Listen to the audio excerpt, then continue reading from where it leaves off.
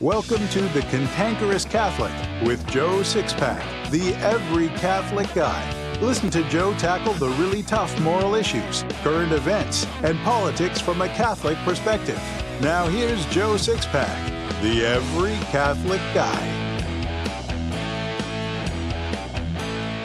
Hello again, Sixpackers, and welcome back to the Cantankerous Catholic, episode 49. I'm a Catholic who's co-equally a Catholic and an American patriot. Many people among Catholic social warriors and other fruitcakes, idiots, and malcontents say I can't be both. They say the two positions are mutually exclusive. They're contradictions. Well, here in the Ozark Mountains, we call people like them booger-eating morons. I'll explain that as soon as we pay the bills. What do Billy D. Williams, the celebrated American artist Norman Rockwell, and famed comedian Jimmy Durante have to do with one man's journey from conservative Judaism to the cross? Everything. Marty Barrick has lived one of the most fascinating conversion journeys ever told.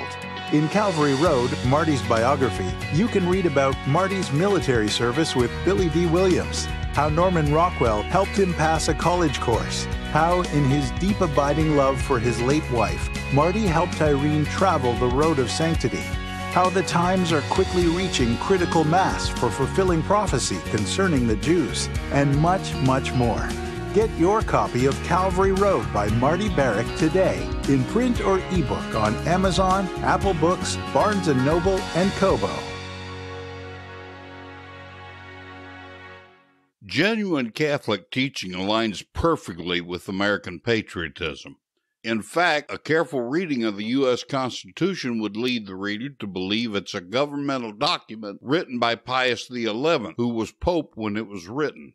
So I don't see how anyone can come up with the ridiculous claim of the Catholic social warriors when they say Catholicism and American patriotism are incompatible.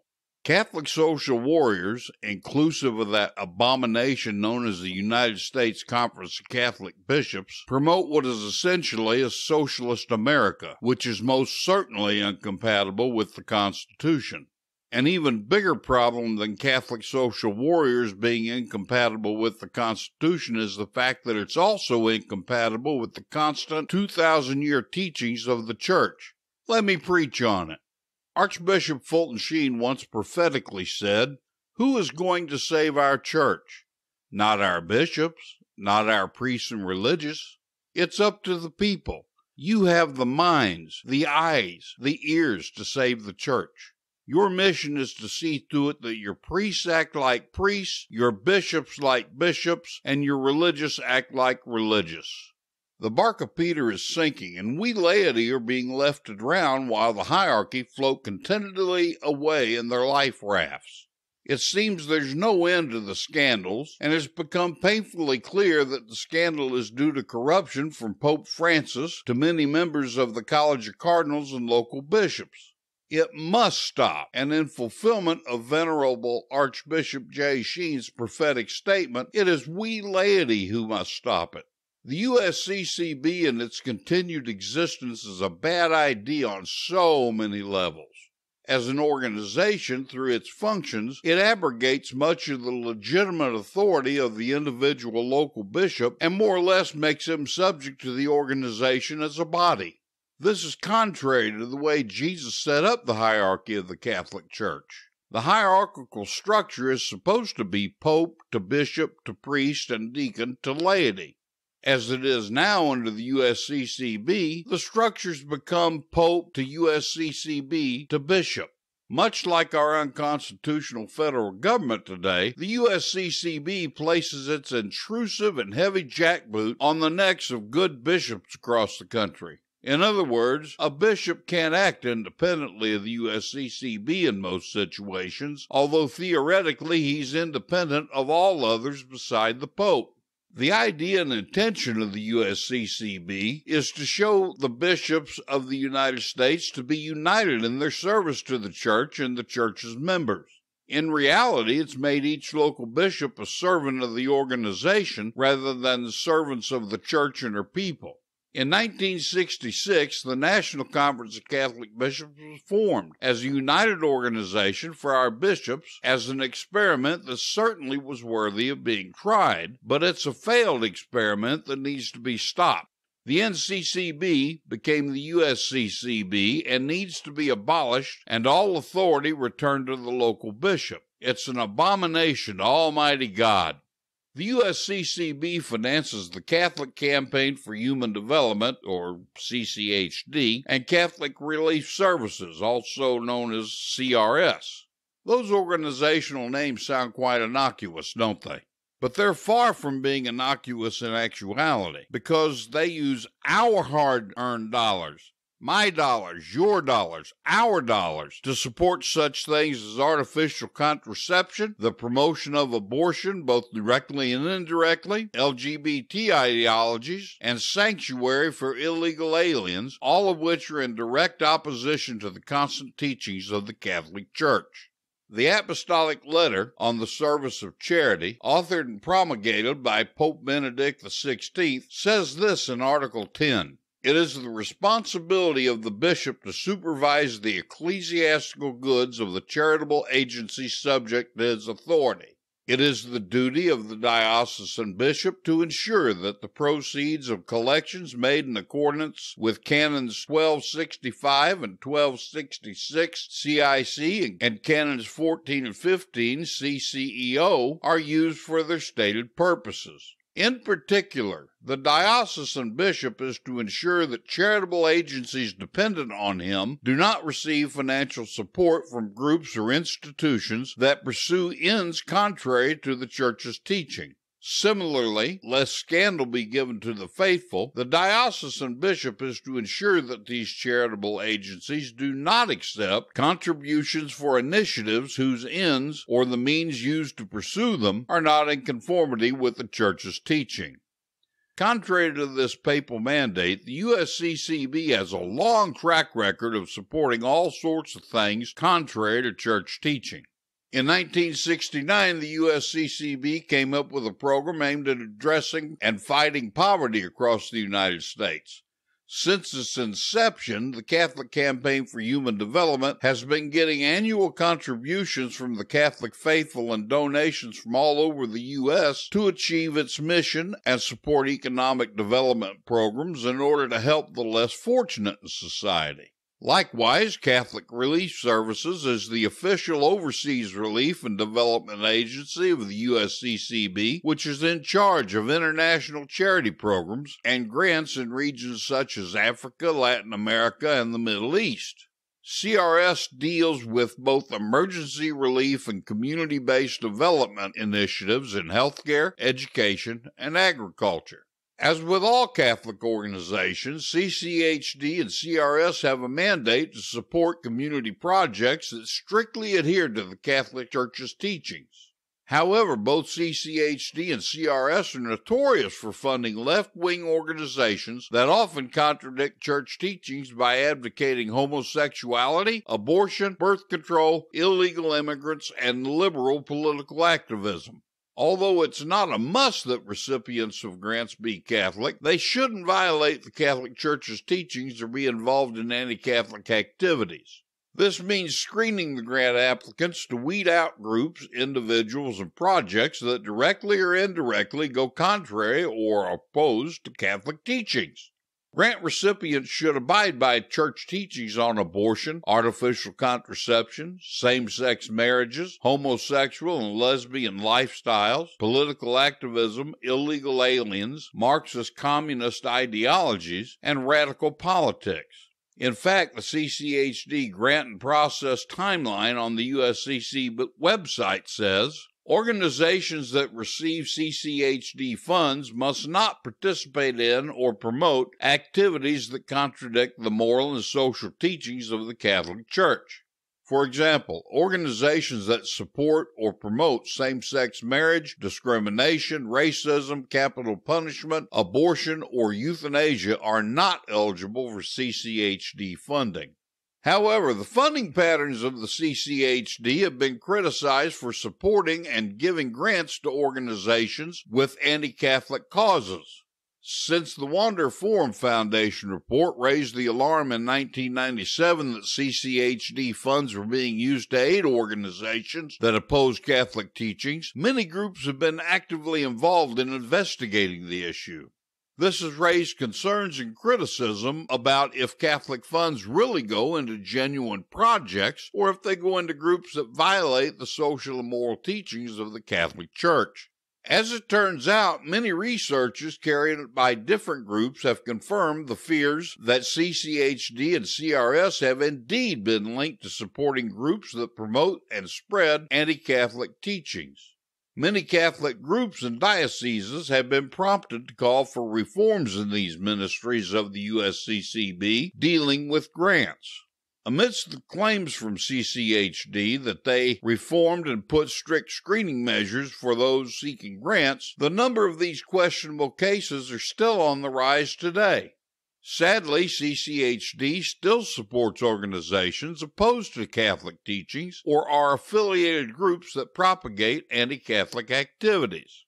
The initial Wanderer Forum Foundation report forced the CCHD to enact reforms, at least ostensibly.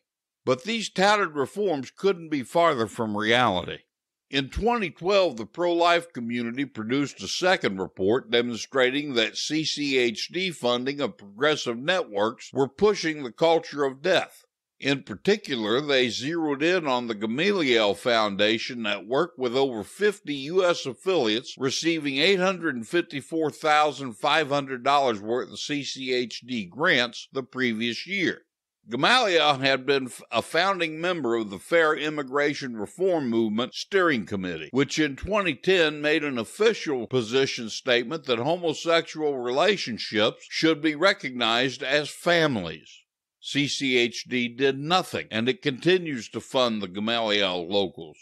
The pro-life report also looked at another Alinskyan organizing network, Interfaith Worker Justice, whose public policy pushes same-sex marriage, abortion, and democratic socialism, among other things. CCHD did nothing, and it continues to fund Interfaith Worker Justice locals. In fact, 50% of the 2013-2014 CCHD grants were given to Alinskyan organizations. This doesn't include an additional award of $300,000 to the Alinskyan networks at its national level, nor $500,000 to the Society of St. Vincent de Paul to restructure its approach to include community organizing and political advocacy, and $500,000 to the California Catholic Conference, which has been forced to battle U.S. Department of Health and Human Services mandates that would force Catholic institutions to purchase health insurance that covers abortion. The latter would be a positive development if it weren't for all the millions of dollars CCHD poured into California Alinskyan organizations to advocate for universal health care legislation regardless of any reproductive justice components. Since the illicit and radical activities of the USCCB and its CCHD-CRS charitable arms have been exposed, tracking down how and to whom grants are distributed is far more difficult than it once was. However, I've been able to track down 35 organizations who receive CCHD and the CRS grants, which is our money, that promote electoral and voter registration fraud, the registration of illegal voters, contraceptives and birth control counseling, sterilization, abortion, homosexual activism, and Marxism. As you can see, what I said near the beginning of this episode about the USCC being an abomination to Almighty God was absolutely correct. If we want and expect our bishops to be the sort of leaders Jesus expects, the very first order of business is to abolish the USCCB. At the end of the day, the only valid Catholic social justice is found in the corporal works of mercy. Feeding the hungry, sheltering the homeless, clothing the naked, visiting the sick and in prison, and burying the dead.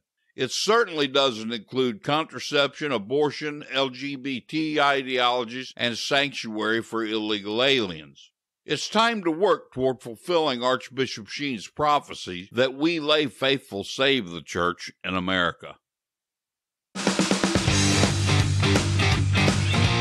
I've been sharing the faith with people for over 30 years. The Holy Spirit has used me to make hundreds of converts, and 84 of them are my adult godchildren. When the Holy Spirit works through us in a big way, He usually uses the talents given to us before we were even born. When we develop those talents for Him, we're often impelled to pass on to others what we've done and how we've done it for the greater glory of God. That's why I wrote the Lay Evangelist Handbook. You might say the Lay Evangelist Handbook was 30 years in the making, because in this book I share with you all the best that I've learned about how to share the faith with lapsed and non-Catholics, so you can bring your friends and family to the fullness of divinely revealed truth. The very first chapter gives you a thorough explanation of the things you need to do to maximize your effectiveness so you won't end up with egg on your face when trying to engage people. I explain the differences between the various types of lay evangelists and others you can learn from. I even talk about some statistics that should help give you a real sense of urgency for sharing the faith. Then I get to the step-by-step process for sharing the faith. I give a full presentation of the exact text I've used and refined for 30 years. I tell you what to do, what to say, and how to do and say it, while leaving room for you to work in your own personality and make these techniques your own. There's no other book like this on the market. So get your print or ebook copy of the Lay Evangelist Handbook today.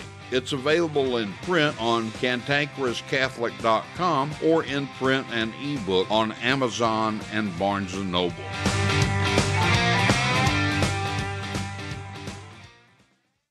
Joe Sixpack, the Every Catholic Guy, wants to make sure you're informed about all the Catholic news you need to know. Here's Joe Sixpack's top 5 Catholic news picks for this episode. Catholic news pick number 5. Hats off to Catholic News Agency. Pope Francis has decreed that the Feast of Our Lady of Loretto be included in the Roman calendar as an optional memorial to be celebrated on December 10. Well, every now and then even a blind squirrel can find a nut. You can read the whole story by clicking the link in my show notes. Catholic news pick number 4. Hats off to the Washington Examiner. The priestly fraternity of St. Peter celebrates the traditional Latin Mass, and they've reported a large increase in Sunday Mass attendance at their parishes throughout the United States. You can read the whole story by clicking the link in my show notes. Catholic news pick number 3. Hats off to LifeSite News. U.S. District Judge Paul Engelmayer ruled that the Trump administration cannot enforce a rule protecting healthcare workers from being forced to participate in abortions, claiming it was unconstitutional. This idiot judge is an Obama appointee. Can you see how evil and illogically they think? You can read the whole story by clicking the link in my show notes. Catholic news pick number 2. Hats off to the Daily Signal. More than half of California's registered voters have considered leaving the state, and 40% of that number represents Republicans or conservatives, according to a study by the University of California, Berkeley. You can read the whole story by clicking the link in my show notes. Catholic news pick number 1. Hats off to the Blaze. Nikki Haley, the former U.S. ambassador to the United Nations, claims in her new book that former Secretary of State Rex Tillerson and former White House Chief of Staff John Kelly attempted to recruit her to subvert President Donald Trump.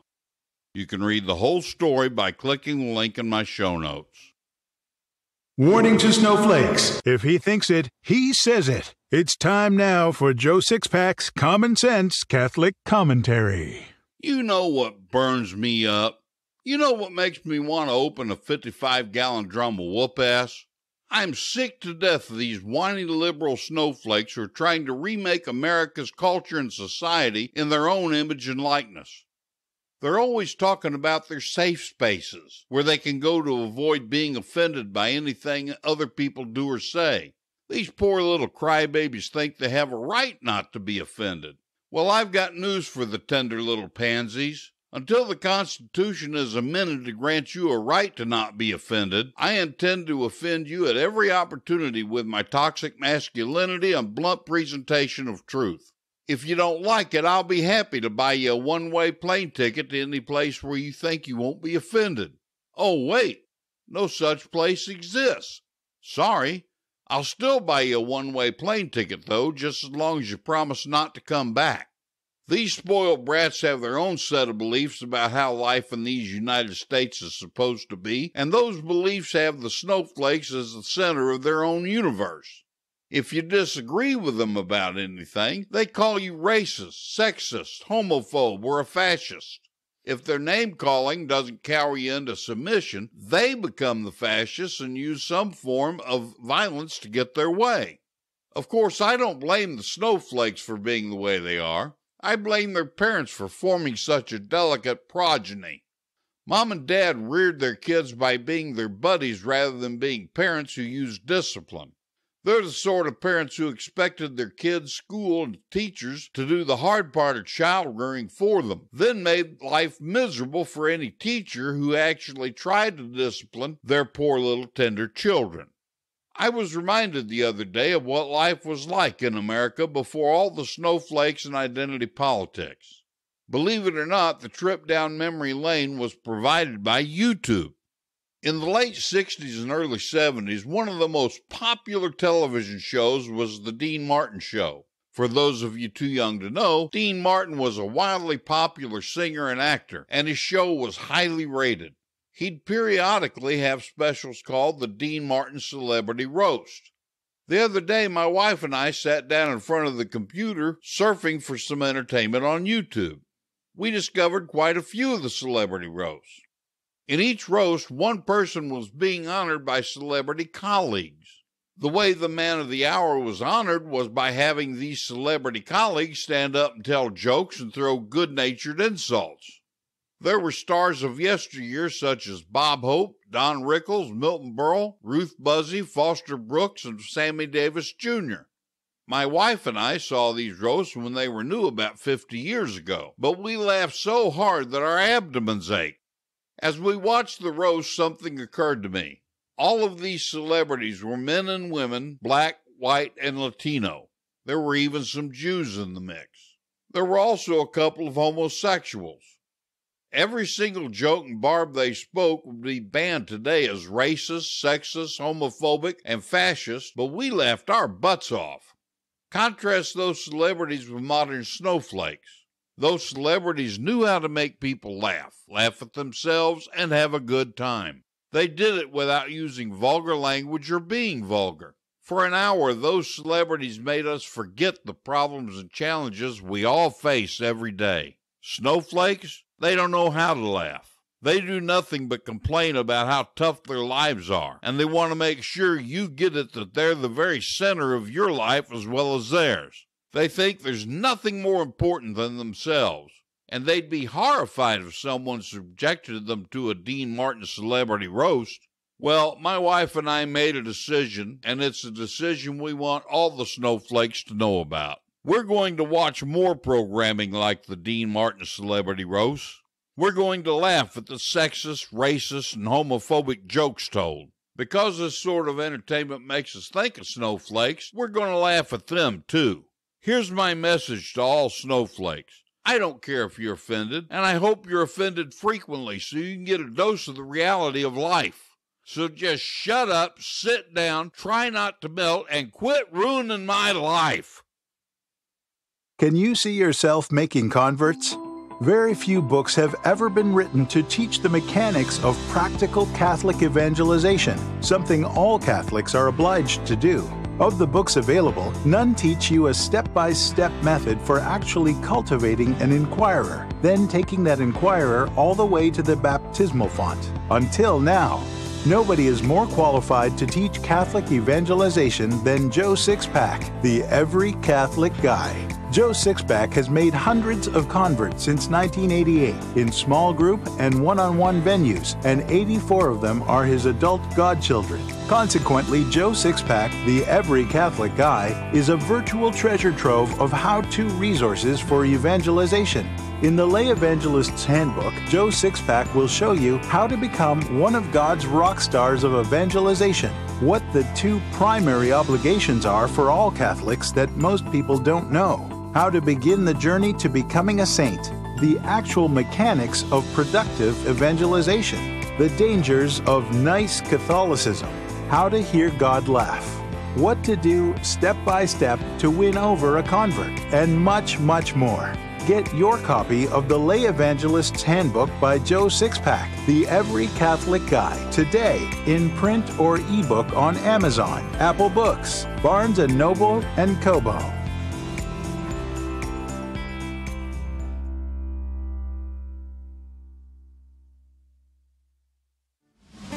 I believe a really great way to teach the faith is through stories, parables, and anecdotes. So here's today's story.